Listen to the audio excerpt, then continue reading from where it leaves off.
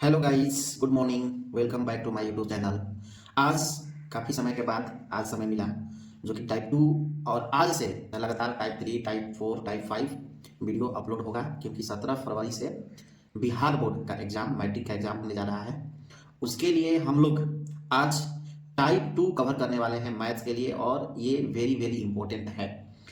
Euclid विभाजन algorithm का प्रयोग करके 148 और 185 का मौसा ज्ञात करना है।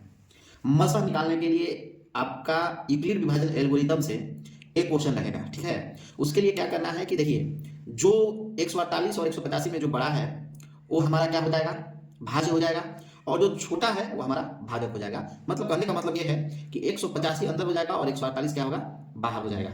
जब इसको हम सोल्व करेंगे तो हमको तब तक इसको सोल्व करना है जब तक कि इसका रिमाइंडर जीरो ना आ जाए। जैसे 148 से 185 में भाग देंगे तो दो बार में तो जाएगा नहीं, क्योंकि 148 लगभग 150 है, और 150 का दुगुना करेंगे तो 300 हो जाएगा, जो कि इससे अधिक है। इसलिए एक बार में लेकर जाएंगे तो 148 लेकर गए, इसको घटाएंगे तो 5 में से 8 नहीं जाएगा, 15 में से आ जाएगा 7, और ये हो गया 7, 7 में से 4 जाएगा 3, 37 आया। ये जो 37 आता है, इसको तब तक कटाना है जब तक कि ये रिमाइंडर हमारा शून्य आ जाए। तो 37 फिर बाहर चला जाएगा, और ये जो 148 है ये अंदर आ जाएगा। इसको जब सोल्व करेंगे तो देखिए कितना बार में, 7 दूनी के 14। ये गलत बनाया हुआ है, क्योंकि 148 को अगर हम 37 से भाग दे रहे हैं तो लगभग कितना बार में जाएगा, 37 लगभग कितना बार में जाएगा देख लीजिए, 37 8 लाना है, 7 के 8, यानी लगभग 4 बार में जाएगा। तो 7 के 28, 2 जाती 12, 2 14 148, यानी ये 4 टाइम्स यहाँ पर होगा, 2 नहीं होगा 4 होगा, यानी ये कितना बार में जाएगा, 148 4 बार में जाएगा। ये कर दिया। अब यहाँ पर स्टेप हमको लिखना है, स्टेप 1 स्टेप 2, जो चीज़ हम किए हैं वही चीज़ लिख देना है। देखिए 148, क्योंकि हम जानते हैं कि ए बराबर हमारा क्या होता है, बी क्यू प्लस आर, जहाँ आर जो होता है 0 और बी के बीच में होता है। ये कंडीशन है, क्या है, ए बराबर क्या होता है, बी क्यू प्लस आर, और जो आर होता है वो 0 और बी के बीच में होता है। बी का मतलब होता है भाजक, ये होता है आपका बी। क्योंकि जब हम ए को, ध्यान समझिए, ए को बी से भाग देते हैं तो क्यू हमारा क्वोशिएंट आता है और आर हमारा रिमाइंडर आता है। जब आर हमारा रिमाइंडर आता है तो हम जानते हैं भाज्य बराबर क्या होता है, भाजक गुणे भागफल प्लस शेषफल। तो ए बराबर क्या हो जाएगा, ए भाज्य बराबर भागफल, भाजक गुणे भागफल, भाजक गुणे भागफल प्लस रिमाइंडर। तो ए बराबर हो जाएगा बी क्यू प्लस आर, और ये जो आर है, R should be vary from 0 to B, यानी आर जो होगा 0 से लेके बी के बीच में होगा, और इसमें 0 इंक्लूड है। अब देखिए यहाँ पर, अब स्टेप में हमको क्या करना है, स्टेप ध्यान देना है कि 148 में 1 से गुणा करेंगे, अब प्लस 37 क्या करेंगे, ऐड करेंगे, तो हमारा ये चीज 185 आ जाएगा। स्टेप 2 में क्या किए हैं कि 148 लाने के लिए 37 इंटू 2 करेंगे, तो 2 तो होगा नहीं, क्योंकि 4 होगा, 4 बार में जाएगा। अब प्लस हम क्या करेंगे, 0 करेंगे। तो यहाँ पर हम देख रहे हैं हमारा 0 रिमाइंडर आ गया। जैसे ही हमारा 0 रिमाइंडर आया तो ये जो है, ये आपका 37 जो है, इस ये पूरे को डिवाइड कर रहा है, 185 को भी कटाएगा और 148 को भी डिविजिबल कर देगा। तो इसलिए हमारा एचसीएफ क्या हो जाएगा, आपका एचसीएफ जो होगा 37 हो जाएगा, ठीक है। अब इसमें थोड़ा सा एक और एचसीएफ और एलसीएम के लिए मैं थोड़ा सा बता देता हूँ, क्योंकि एचसीएफ और एलसीएम से एक वीवीआई इंपॉर्टेंट फार्मूला है, उसको थोड़ा सा ध्यान करना है। फार्मूला ये है कि एचसीएफ गुणे एलसीएम बराबर होता है पहली संख्या गुणे दूसरी संख्या, ये याद रखना है। यानी एचसीएफ गुणे एलसीएम बराबर होता है पहली संख्या गुणे दूसरी संख्या। अब यहाँ पर यह ध्यान देना है कि अगर मान लीजिए कि the product of two number is given, मतलब कहने का मतलब यह है कि एचसीएफ और एलसीएम दिया रहेगा। मान लेते हैं एचसीएफ है आपका 20 और एलसीएम आपका है 100, और पहली संख्या जो है आपका दे दिया है 5, और पूछेगा कि दूसरी संख्या निकालिए, दूसरी संख्या क्या होगा, या इसमें कोई एक 3 चीज दिया रहेगा, या तो एचसीएफ एलसीएम पहली संख्या दिया रहेगा तो दूसरी संख्या निकालने के लिए कहेगा, या दूसरी संख्या एलसीएम एचसीएफ दिया रहेगा तो पहली संख्या निकालने के लिए कहेगा, या कह सकता है कि ये तीनों दे दे, एलसीएम पहली संख्या दूसरी संख्या एचसीएफ निकालने के लिए बोलेगा, या कह दे कि एचसीएफ एलसीएम और दूसरी संख्या और पहली संख्या और एचसीएफ दे दे तो एचसीएफ निकालने के लिए कहेगा।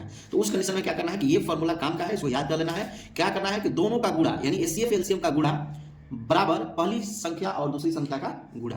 कुछ नहीं करना है, सिंपल सा है। क्या है कि एचसीएफ इंटू एलसीएम, यानी एचसीएफ है 20 गुणे 100 एलसीएम है, बराबर पहली संख्या 5 है और दूसरी संख्या को मान लेते हैं x। तो अब देखिए इसको सोल्व करना है तो 5 से कटा दीजिए, 5 से कितना बार में 4 बार में, तो x जो होगा हमारा कितना हो जाएगा 400 हो गया, यानी दूसरी संख्या हमारा कितना हुआ, दूसरी संख्या कितना हुआ, दूसरी संख्या हमारा 400 आ गया। तो ये इंपॉर्टेंट है, इसको याद कर लेना है, ठीक है।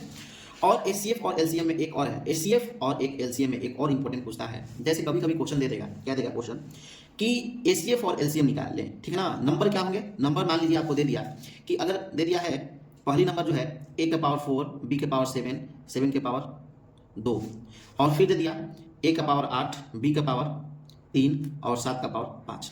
पूछेगा इसका कि एचसीएफ बताइए, एचसीएफ क्या होगा, इन दोनों का एचसीएफ बताइए और एलसीएम बताइए। देखिए सिंपल सा है, थोड़ा सा समझना है। एचसीएफ का मतलब होता है हाईएस्ट, क्या होता है, हाईएस्ट कॉमन फैक्टर, क्या होता है, हाईएस्ट कॉमन फैक्टर। और एलसीएम का मतलब होता है लोएस्ट कॉमन मल्टीपल।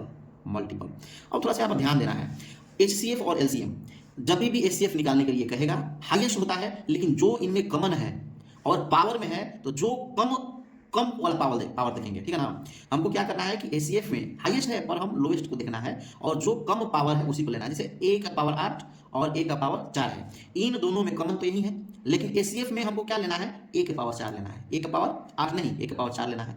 इसके बाद देखिए b में, इसमें कॉमन क्या है, b के पावर 7 है और b के पावर 3 है, तो इसमें कॉमन क्या हुआ, b कॉमन हुआ, लेकिन पावर हमको एचसीएफ हाईएस्ट कहेगा तो लोएस्ट वाला हमको पावर क्या करना है, कम लेना है।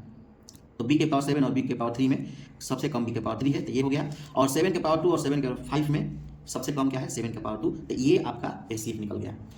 उल्टा एलसीएम में क्या करेंगे, लोएस्ट होता है लेकिन हमको बड़ा वाला लेना है। इन दोनों में क्या है, देखिए सबसे बड़ा वाला क्या है, a के पावर 8, फिर इन दोनों में कौन है, b के पावर 7, और फिर 7 के पावर 5 और 7 के पावर 2 में क्या है, 7 के पावर 5। ये आपका एलसीएम हो गया।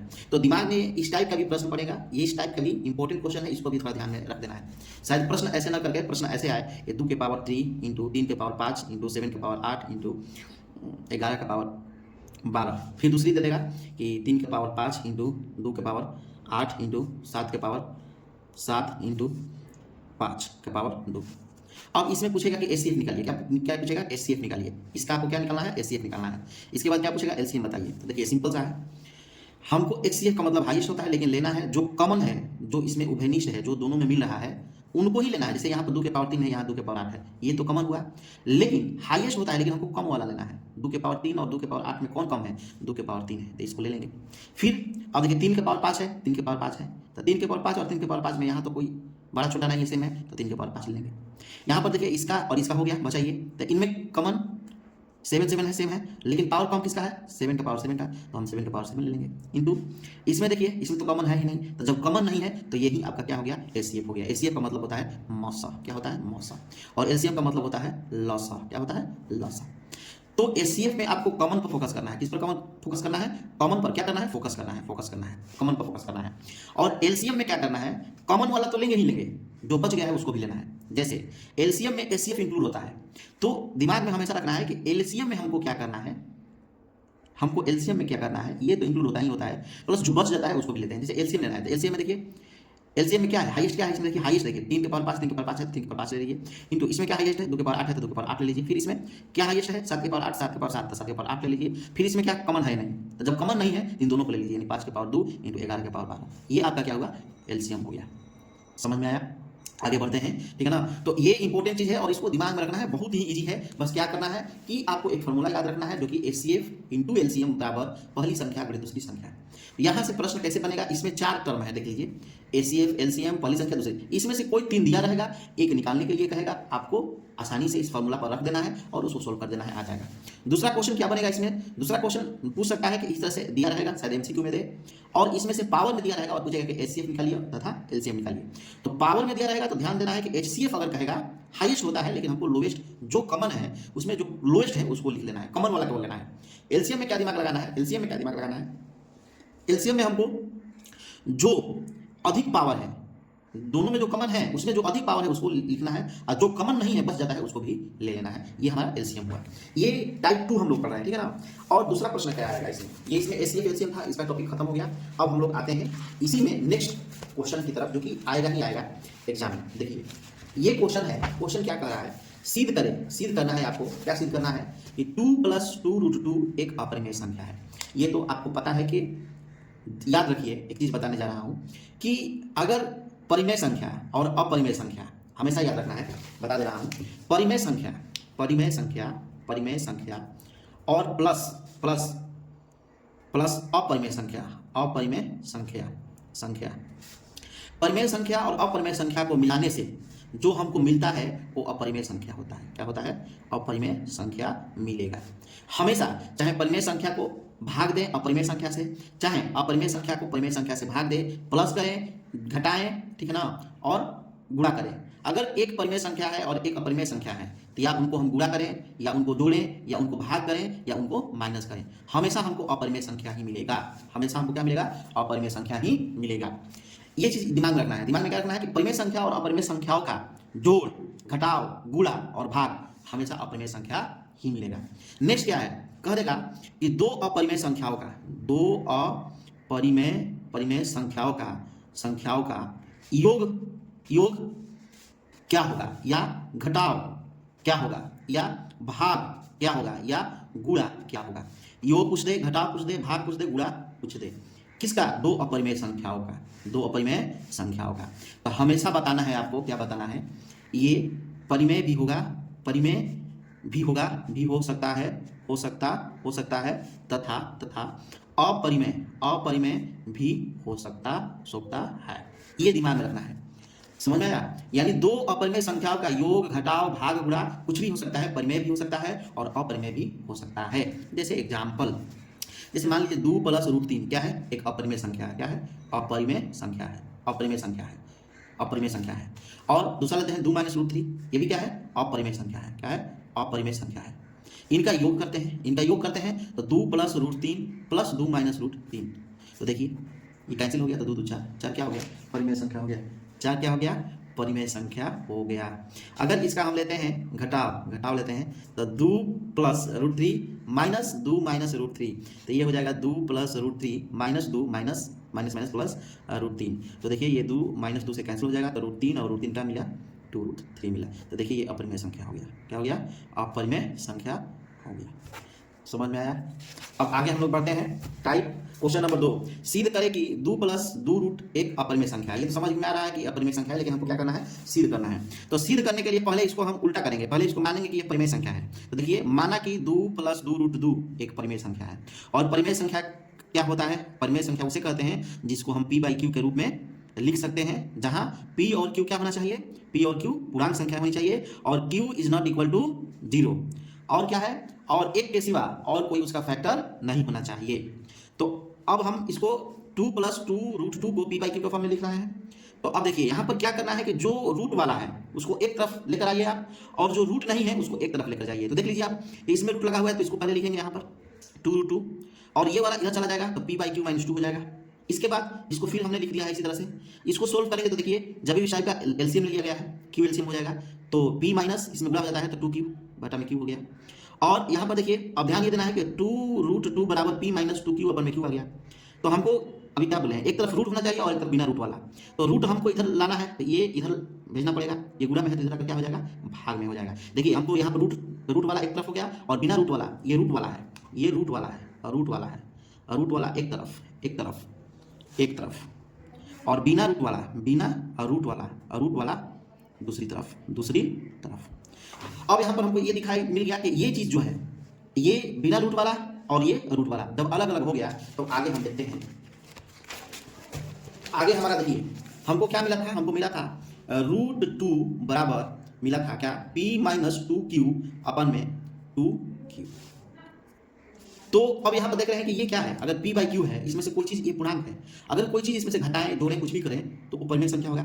p/q हमारा परिमेय संख्या है, और परिमेय संख्या जैसे p/q हमारा परिमेय संख्या है, इसमें से कुछ जोड़ेंगे या कुछ घटाएंगे तो हमको क्या मिलेगा? परिमेय संख्या ही मिलेगा। हमको क्या मिलेगा? परिमेय संख्या ही मिलेगा। तो ये क्या है? परिमेय संख्या है। p2q, pq, 2q ये जितने भी हैं ये पूर्णांक संख्या है। और ये जो होगा, अगर परिमेय संख्या में से पूर्णांक संख्या कुछ भी घटाते हैं, जोड़ते हैं, कुछ भी करते हैं, भाग करते हैं, तो हमको परिमेय संख्या मिलता है। तो जब ये परिमेय संख्या हो गया तो ये भी परिमेय संख्या होनी चाहिए क्योंकि दोनों बराबर है। तो √2 भी एक परिमेय संख्या होगा।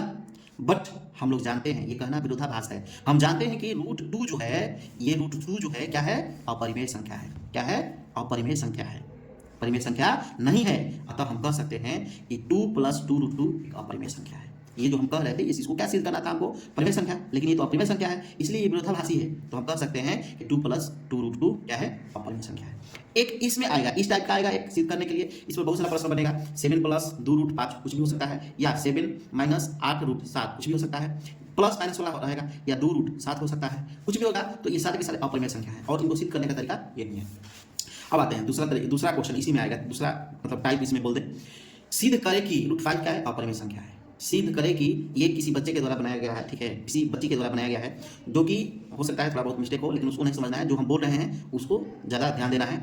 ये √5 को अपरिमेय संख्या सिद्ध करना है। सिंगल में रहेगा अगर √5, √2, √3, √11, √7 कुछ भी रहेगा, √2 आएगा, √5 आएगा, √11 आ जाए, √7 आ जाए, कुछ भी आ जाए इसमें से सिद्ध करने के लिए, तो सेम प्रोसेस होता है। इसको लिखना है, समझ कर लिखना है। क्या लिखना है, सेम तरीका है कि प्रूव करने का क्या तरीका है, इसमें थोड़ा सा दिमाग लगाना है। ये कि √5 को सेम प्रोसेस है, √5 को परिमेय संख्या मान लेना है, माना कि √5 एक परिमेय संख्या है, और कोई भी चीज़ अगर परिमेय संख्या होता है तो उसको p/q के फॉर्म में लिखते हैं, तो मैंने p/q के फॉर्म में लिख दिया।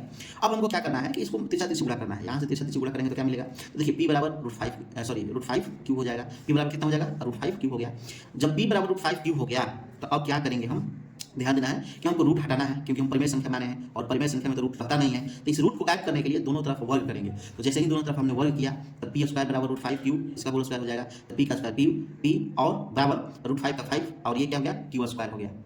तो हमको क्या मिला यहाँ पर, देखिए हमको पहला इक्वेशन मान लेंगे, p² = 5q² मिला, ये पहला समीकरण है। अब यहाँ से इसका मतलब समझना है, इसका मीनिंग क्या है, इसका मीनिंग क्या है, मीनिंग समझना है। हमको क्या करना है, मीनिंग समझना है, मीनिंग समझना है क्या है। इसका मतलब ये हुआ कि अगर ये है तो हम कह सकते हैं कि p² = 5q² है, तो ये किसको डिवाइड कर रहा है, देखिए p² में 5 हो जाएगा बराबर q² हो जाएगा।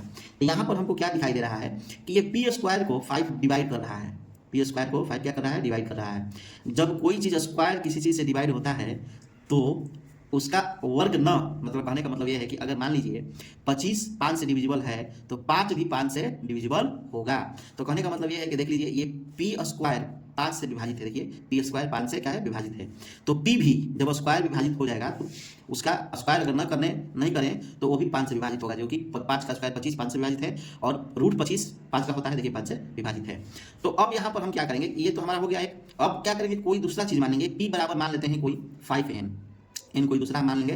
तो दोनों तरफ वर्क करने पर अब क्या करेंगे, दोनों तरफ वर्क नहीं करें इसको, एक्चुअली इसको इसमें पुटिंग कर देते हैं, पहला समीकरण है। तो अगर p = 5n है और इसको पहले समीकरण में हम क्या करें, पुटिंग कर देते हैं, तो हमको क्या मिलेगा, देखिए p = p² = 5n का होल स्क्वायर, 5n का होल स्क्वायर, क्योंकि p² बराबर क्या था हमारा, p² बराबर क्या था, p² बराबर था 5q², p² बराबर क्या था, 5q², और हम क्या माने हैं, p बराबर क्या माने हैं, 5n माने हैं, क्या माने हैं, 5n। तो हम क्या करेंगे, देखिए ये जो बचा है थोड़ा सा मिस्टेक किया है यहाँ पर हमको क्या करना है कि इस p का वैल्यू इसमें पुटिंग करना है, ठीक है। तो जैसे ही p का वैल्यू पुटिंग करेंगे, ठीक है, तो क्या मिलेगा हमको, थोड़ा देखिए p = 5n माने हैं, तो 5n का स्क्वायर बराबर 5q², ठीक है ना। ये बच्चा इसी को मान लिया है, थोड़ा सा मिस्टेक किया है, ठीक है ना, यहाँ पर थोड़ा सा मिस्टेक है, इसको इग्नोर किया जाए। यहाँ से अब ये हो जाएगा 25n² बराबर 5q²। अब यहाँ इसको सोल्व करेंगे, देखिए 5 से इसको करा देंगे तो 5n² बराबर q²। अब इसका मतलब क्या हुआ, इसका मतलब वही हुआ कि n² बराबर हो जाएगा q² में 5। इसका मतलब ये हुआ कि यहाँ पर q² को 5 क्या करता है, विभाजित करता है। q² को देखिए यहाँ पर बच्चा बनाया है, n² बराबर q² में 5, यहाँ तक सही है, ठीक है। तो यहाँ पर थोड़ा सा ध्यान देना है ये कि n² बराबर क्या आया, देखिए q² 5 आया। इसका मतलब q² 5 से विभाजित है, जब 5 से स्क्वायर विभाजित है तो q भी 5 से विभाजित होगा, ठीक है। यहाँ के बाद ये सही बनाया है, जो बच्चा है वो यहाँ से सही बनाया है। यहाँ p और q एक अन्य उभयनिष्ठ गुणनखंड 5 भी है, ठीक है ना। हम जानते हैं कि there is no common factor other than 1, एक के सिवा दूसरा कॉमन फैक्टर नहीं होना चाहिए, ठीक है। लेकिन यहाँ पर क्या है, इस दोनों के सिवा 5 भी एक उभयनिष्ठ गुणनखंड है। p और q को समअभाज्य संख्या कहना विरोधाभास है, यानी ये तो गलत होगा, क्योंकि हम जानते हैं कि परिमेय संख्या में एक के सिवा कोई दूसरा फैक्टर नहीं होना चाहिए, लेकिन यहाँ पर 5 एक फैक्टर है, जो कि हमारा कहना गलत है, और √5 को परिमेय संख्या मानना गलत है। इसलिए हम कह सकते हैं कि √5 एक अपरिमेय संख्या है, ठीक है। अब इसी पर पूरा आपका √2 सिद्ध करने के लिए आएगा, हो सकता है √3 आ जाए, हो सकता है √5 आ जाए, हो सकता है √7 आ जाए, लेकिन इस बार लग रहा है कि √11 आने की मैक्सिमम चांस है, या कुछ भी आए, √17 आए, जो आए। यहाँ पर ध्यान देना है कि अगर √11 आएगा तो जो यहाँ पर हम p = 5n माने हैं, अगर हमको 11 सिद्ध करना है, √11 सिद्ध करना है अपरिमेय संख्या, तो हम यहाँ पर p बराबर क्या मानेंगे, 11n मानेंगे। यही पर थोड़ा ध्यान देना है, बाकी प्रोसेस देख लीजिए, ठीक है। इसके बाद ये आपका खत्म होता है, ठीक है। नेक्स्ट वीडियो में हम लोग मिलते हैं टाइप 3 में। टाइप 3 में हम लोग पढ़ेंगे बहुपद, ठीक है। कल अपलोड किया जाएगा वीडियो टाइप 3। आज अपलोड होगा आपका ये HCF LCM टाइप 2 और जिसमें परिमेय संख्या और अपरिमेय संख्या के बारे में, ठीक है। तो मिलते हैं नेक्स्ट वीडियो में, तब तक के लिए गुड बाय।